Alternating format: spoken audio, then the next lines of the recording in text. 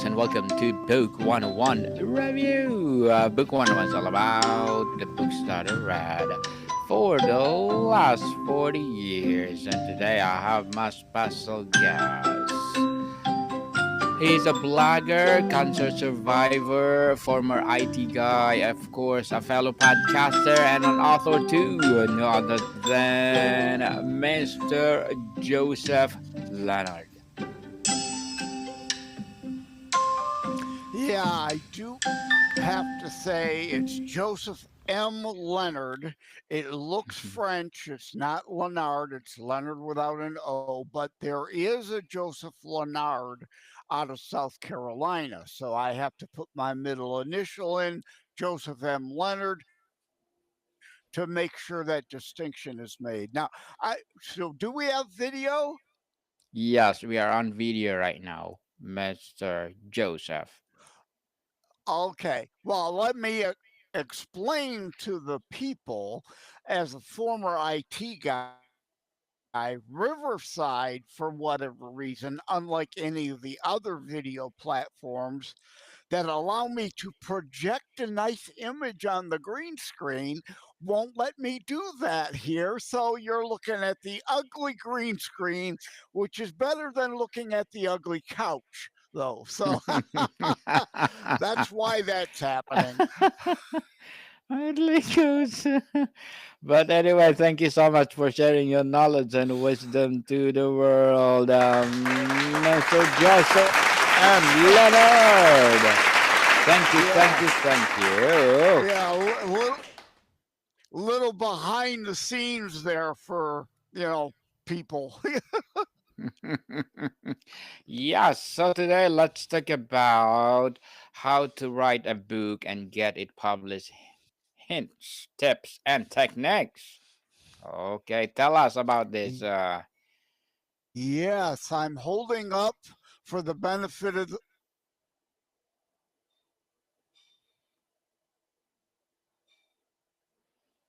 You are disconnected, Mr. Leonard. Mr. State, Joseph. which has a blurb on it from Ed Bondarenka, a blogger and radio show host, that says, "If I ever write my book, I will be sure to heed the advice presented by Joe in his book." This is the soft copy cover. It's not available on hard copy, so this is a hard copy of my The Book of Kennedy Project Carpe Diem. And I mention that because I don't always do everything like traditional publishers do. I have different covers for the ebook, the soft copy, and the hardcover, which I mention that because indeed in How to Write a Book and Get It Published, Hints, Tips, and Techniques, there is a cover design chapter as well as character development, scene development, it's not a book just about how to get your book on Amazon. You don't need a book for that. You can look at Amazon help files for that. I take you through story concept into outlining, writing, publishing options, marketing, promotion, post publication, and even what to think regarding reviews. All the things that are actually helpful to someone looking to publish a book. Interesting, Mr. Joseph. And beyond the write every day, what is your specific strategy for maintaining momentum and morale during a long, isolated middle stretch for a manuscript where motivation typically Yeah. evaporates? I do go into writer's block to a degree, right? I say there is a deadlines and contracts chapter also that gets discussed, but don't set deadlines and don't sign contracts till you're well into your manuscript, in my opinion, because you then putting undue pressure on yourself to get it done then by a deadline, which can induce writer's block. Avoid pressures, you'll help avoid writer's block. And hey, if 3 in the afternoon's good for you or 3 in the morning's, write when you're inspired. Don't try to force it. You get a better book, you have less writer's block. Interesting, Mr. Joseph. And tell us the development added is often most daunting. Can you walk us through what a writer should realistically expect and how psychologically prepare for feedback that maybe require major structural changes? Yeah, definitely. There's a editing chapter, there's a formatting chapter. Those sorts of things are best left to traditional formal publishers. You want a good editor uh, to ferret things out and indeed give you feedback. That doesn't mean you accept everything the editor wants you to change. Like in my Terror Strikes How to Terror Strikes Coming Soon to a City Near You, I went back and forth with the editor several times on certain things because I engage in some foreshadowing that if you change that up front, it screws up the then callback later, plus wordplay. Like one example, the title itself. Terror strikes, coming soon to a city near you. Strikes, as in an assault, somebody striking someone, or strikes, as in baseball, balls and strikes. There is a baseball sub thread in there. And I also talk about savior, small case SAVIOR, and earthly savior, right? If I'm having a heart attack, I need an EMT to be my earthly savior, which is different than capital, mainly Catholic spelling savior, capital SAVIOUR. So, you know, having spelled two different ways is on purpose. It's, as you would say in the IT business, it's a feature, not a bug. So, no, that's not spelled wrong. It's spelled that way because it has to be spelled that way.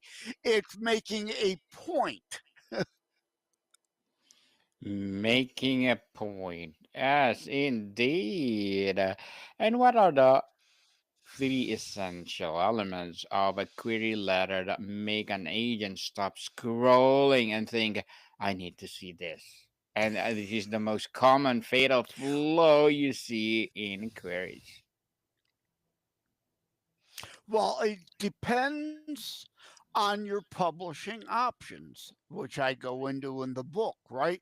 It unfortunately or fortunately with self-publishing or assisted publishing, as I call it, for some, uh, there's different degrees.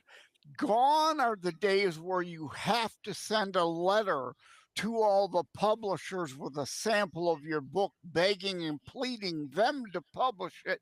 If I'm not saying don't do that, but don't be surprised if they say no, then you just self publish. So it depends. But yes, an elevator pitch, right? You want a succinct selling point about your book. What is the catchphrase? Like on the back of Terror Strikes Coming Soon to a City Near You. When a journalist sets out to write a book about terrorism, he learns more than he bargained for. Will his sacrifices be worth it? Will anyone pay attention? Can America be saved? Succinct elevator pitch, but I also then usually go on to say Yes, terrorism is the thread that holds all the subplots together, but this is not a book about death. It's a book about life and living. In fact, it's part of the Amazon Life and Living series by Joseph M. Lenard on Amazon, now 3 books in that series. Interesting, Mr. Joseph. And Well, and that that's another point is if you're writing a series or especially like terror strikes coming soon to a city near you is only vaguely related to the book of Kennedy Project Carpe Diem, as well as a short story, A Lasting Legacy, a bit of a misnomer title. It says a short story in the title, but it's a novelette. Those 3 comprise the Life and Living series. They're only slightly related. They're not true prequels or sequels. But if you're going to write a trilogy, your chance of getting published through a traditional publishing house increases because if the first book doesn't necessarily sell, it helps set up the second and the third, and then the whole series then will sell more.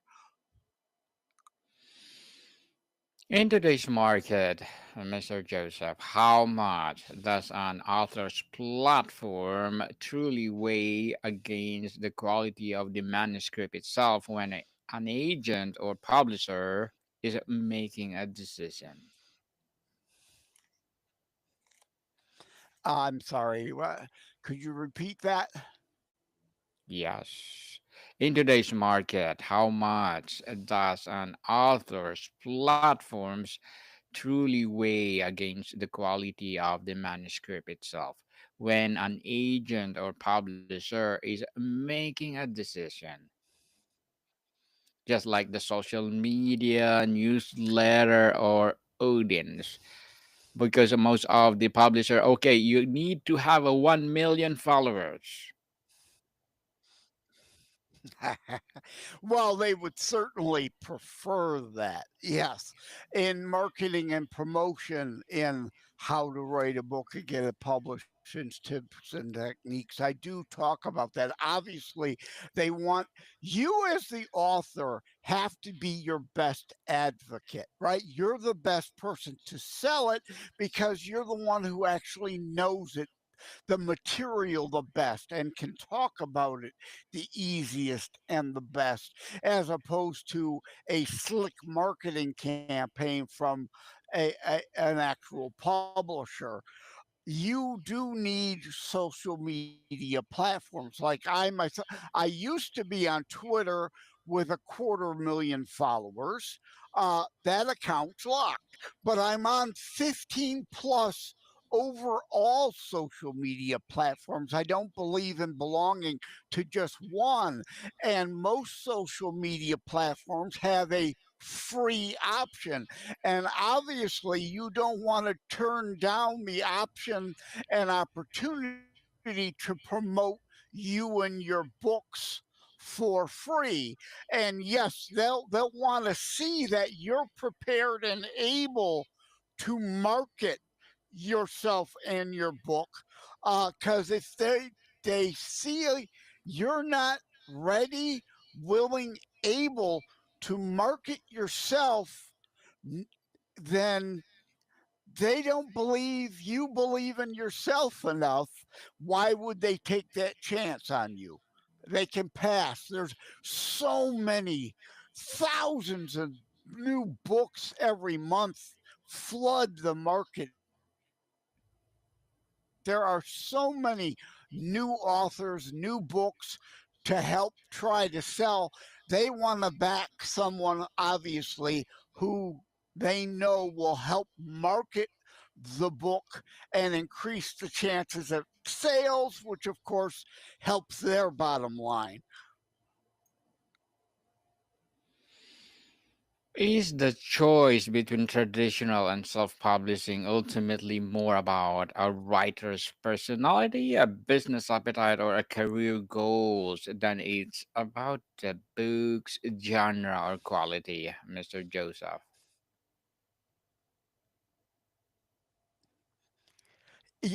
Any of the above, potentially all of the above. Yes.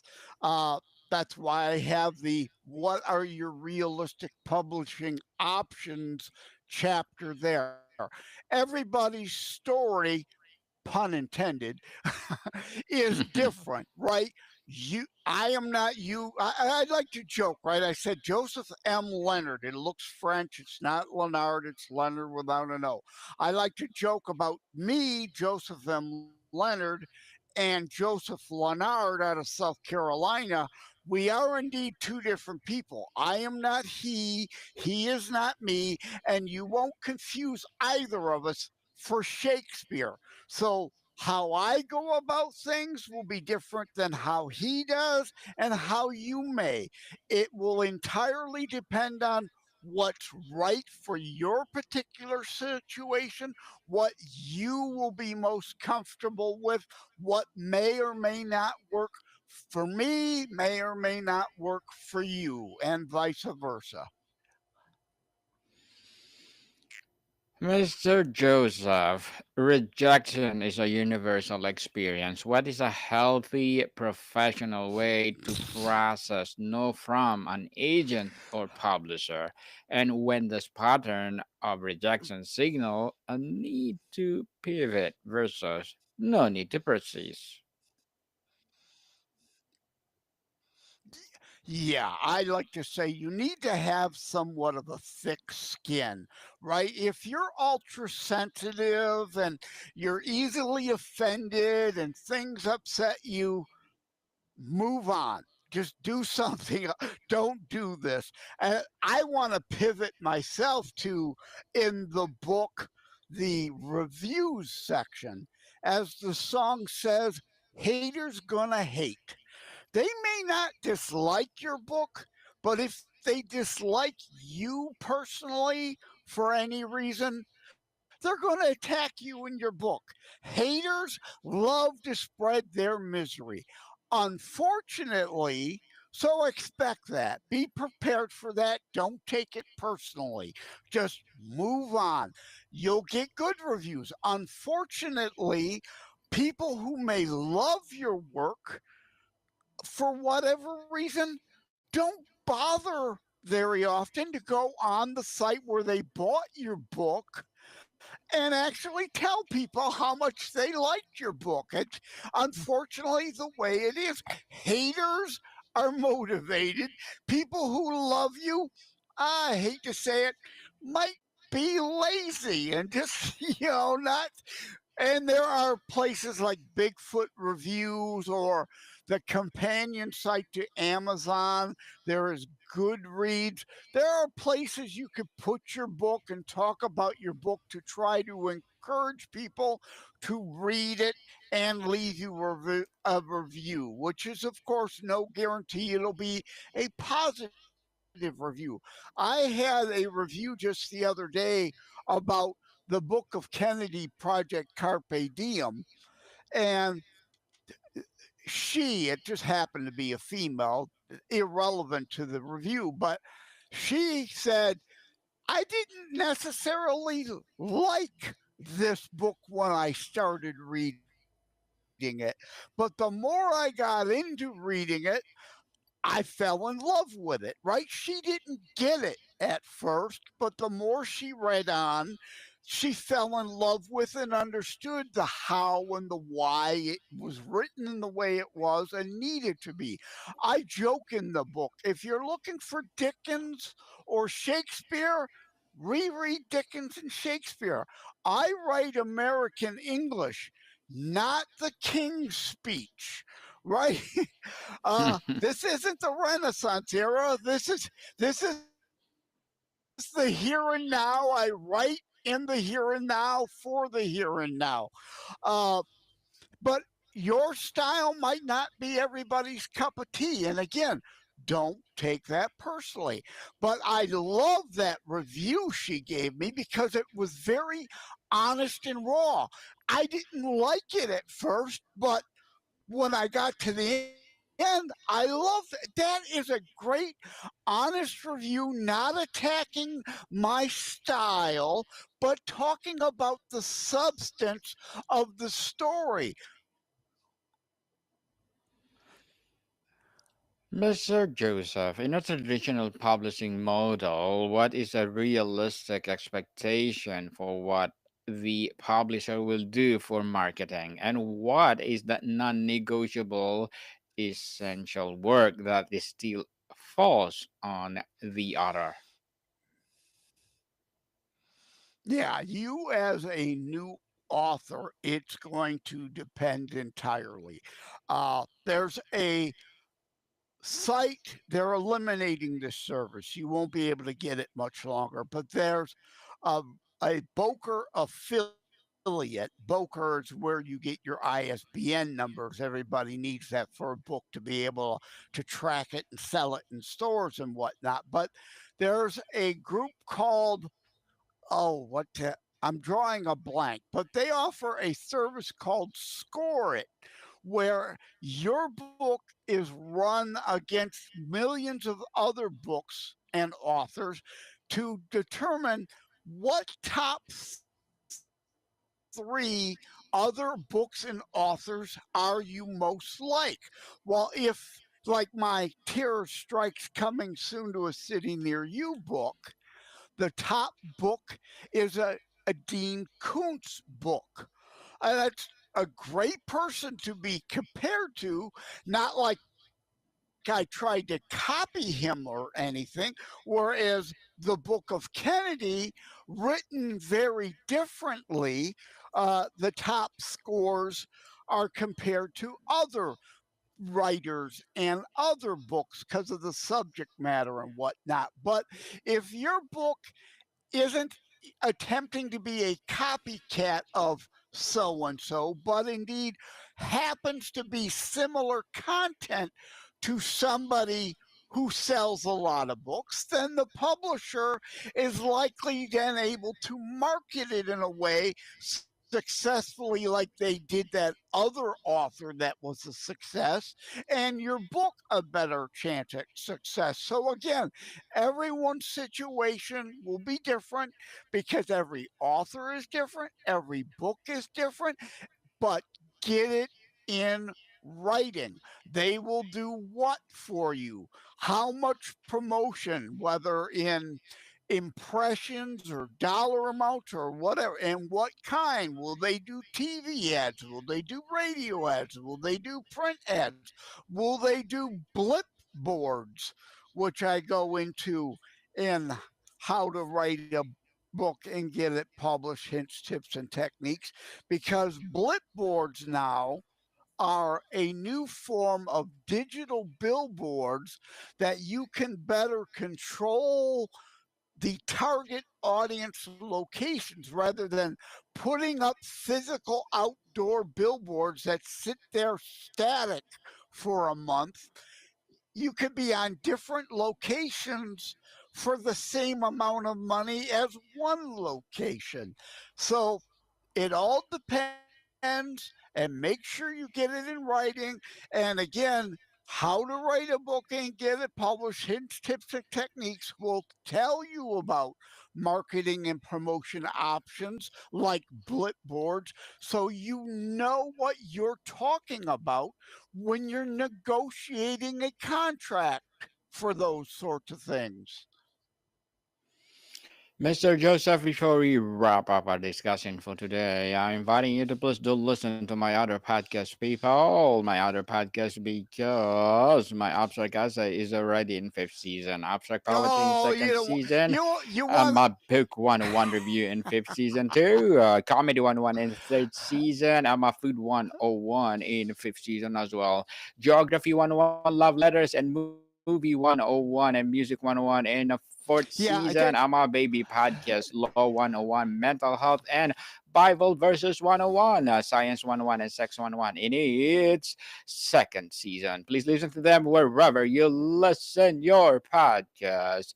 So, Mr. Leonard N- or Mr. Joseph, Yeah, what this is one kind of just this is just a joke. I'm joking when I say you're going to want to just listen to this one over and over on a loop. Skip all those other ones. It's a joke, people. I'm just joking. Yes, Mr. Joseph is joking. So, what is one common piece of writing or publishing advice that you strongly disagree with, and what do you recommend instead?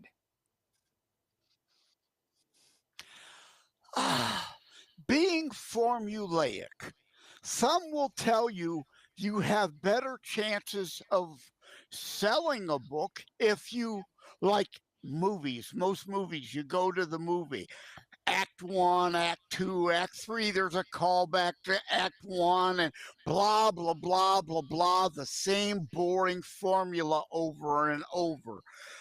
Be you is my Be advice. you. Be you. Don't try to don't copy somebody else. Don't try to be formulaic.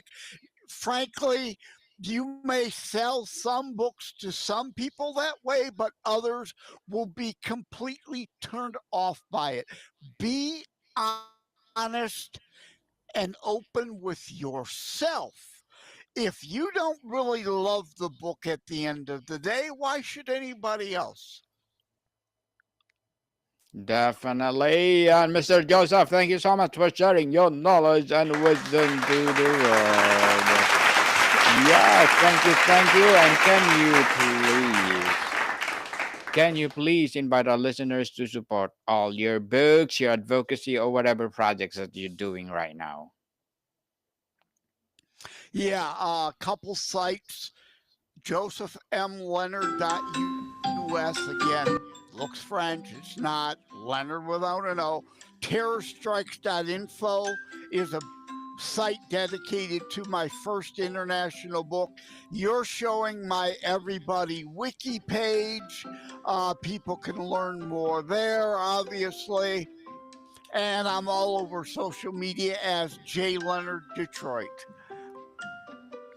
Yes, people, let's support Mr. Joseph Leonard, because if you support him, for sure, more and more empowering books to come, more and more empowering advocacy to come. So, Mr. Joseph, thank you so much for your time. Thank you. I want to throw out one last thing. Go Maybe you're ahead. not looking to write and publish your own book, but if you're an avid reader, that gives you great behind the scenes as to what goes into writing and publishing a book. That may be your favorite books. Learn how the soup is made, so to speak. Yes, so Mr. Leonard, thank you so much for your time. More to come, people. See you soon. And apologize again for the ugly green screen.